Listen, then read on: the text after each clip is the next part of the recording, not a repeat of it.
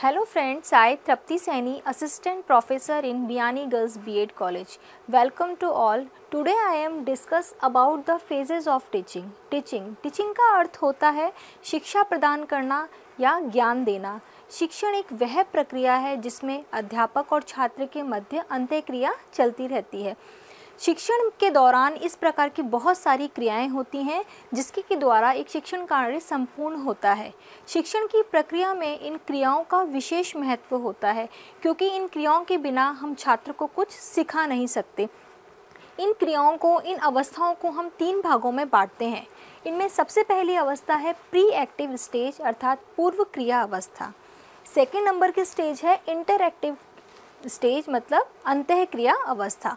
Third है post active stage मतलब उत्तर क्रिया अवस्था।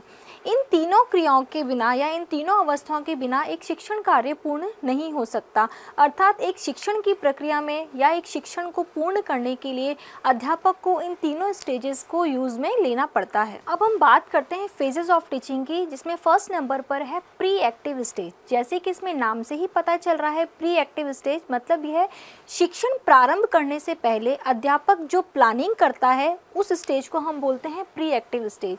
इस स्टेज के अंदर अध्यापक जब कक्षा में जाता है अपना शिक्षण कार्य करवाने के लिए, उससे पहले वो सारी प्लानिंग करता है कि उसे किस प्रकार के ऑब्जेक्टिव्स देने हैं, कौन सा कंटेंट लेना है। इसलिए इस स्टेज को हम प्लानिंग स्टेज भी कहते हैं। इस स्टेज में या इस अवस्था के अंदर कुछ पॉइंट्स हैं जिसमें फर्स्ट नंबर पर है डिटर्मिनेशन ऑफ गोल्स, उद्देश्यों का निर्धारण करना। अध्यापक जब कक्षा में जाता है तो वो उससे पहले जो उसका टॉपिक है उससे रिलेटेड वो अपने ऑब्जेक्टिव्स का निर्धारण करता है। अध्यापक यह देखता है कि जो ऑब्जेक्टिव्स उसने बनाए हैं वो उन ऑब्जेक्टिव्स को लेकर के वो अपने कंटेंट से रिलेटेड बच्चों के अंदर किस किस प्रकार के बिहेवियर चेंजेस चाहता है। तो प्री एक्टिव स्टेज में सबसे पहले अध्यापक का कार्य होगा कि वो कक्षा में जाने से पहले अपने उद्देश्यों का निर्धारण करेगा। सेकेंड नंबर पर है selection of content.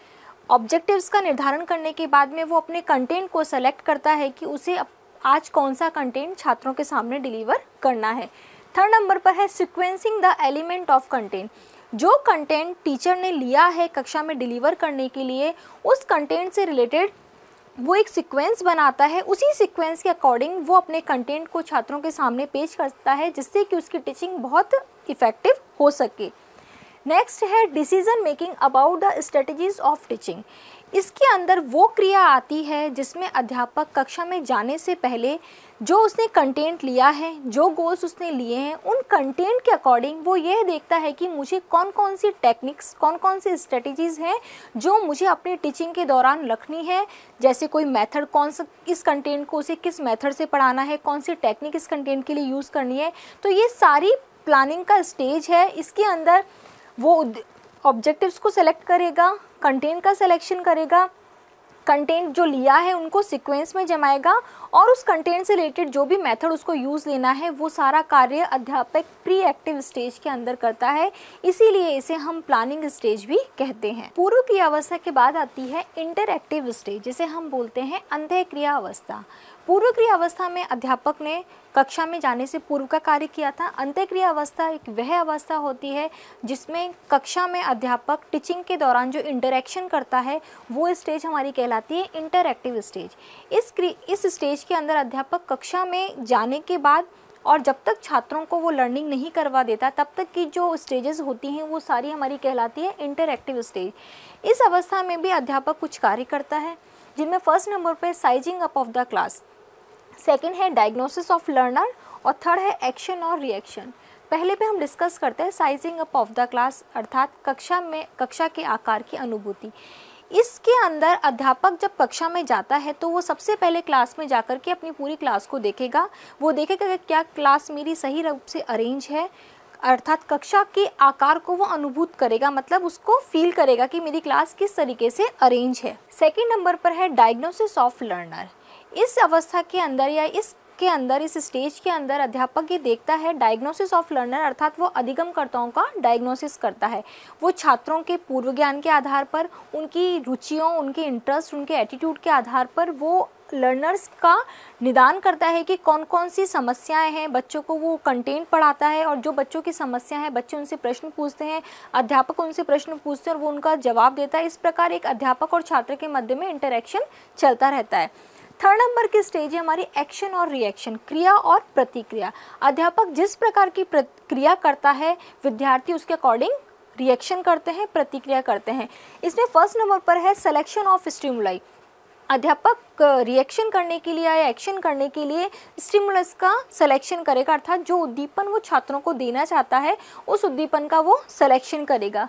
Second number पे प्रेजेंटेशन ऑफ स्टिमुलस, अर्थात वो जो स्टिमुलस उसने लिया है उसको वो प्रेजेंट करता है, मतलब स्टिमुलस का सिलेक्शन करने के बाद में उस स्टिमुलस को बच्चों के सामने किस तरीके से पेश करना है उसका प्रेजेंटेशन करेगा।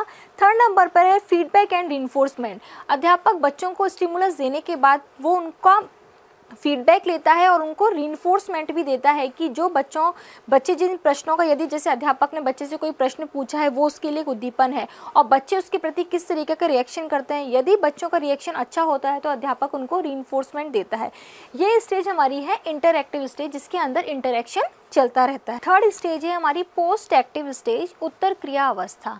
ये वह अवस्था है जब कक्षा के अंदर शिक्षण समाप्त हो जाता है, उसके बाद की अवस्था कहलाती है उत्तर क्रिया अवस्था।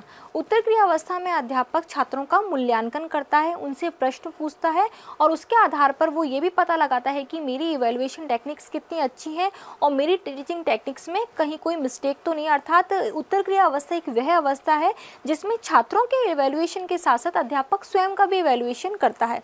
इसमें फर्स्ट पॉइंट है सेलेक्टिंग एप्रोप्रिएट टेस्टिंग डिवाइसेस और टेक्निक्स।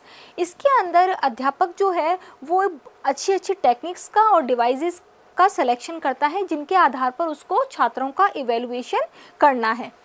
नेक्स्ट है changing in term of evidence gathers. Evaluation करने के बाद में इवैल्यूएशन से जो उसने एविडेंस इकट्ठे किए हैं उन एविडेंस के आधार पर अध्यापक अपनी शिक्षण नीतियों के अंदर, अपनी टीचिंग टेक्निक्स के अंदर यदि कोई चेंजेस करना है तो वो भी करता है। उसको छात्रों के इवैल्यूएशन के साथ साथ खुद के टीचिंग टेक्निक्स का भी इवैल्यूएशन होता है। इस प्रकार pre active stage, interactive stage और पोस्ट एक्टिव स्टेज, इन तीनों क्रियाओं के माध्यम से हम अपने शिक्षण कार्य को बहुत अच्छा बना सकते हैं। Thanks for watching this video. Please like, comment, share and don't forget our YouTube channel and visit our website gurukpo.com.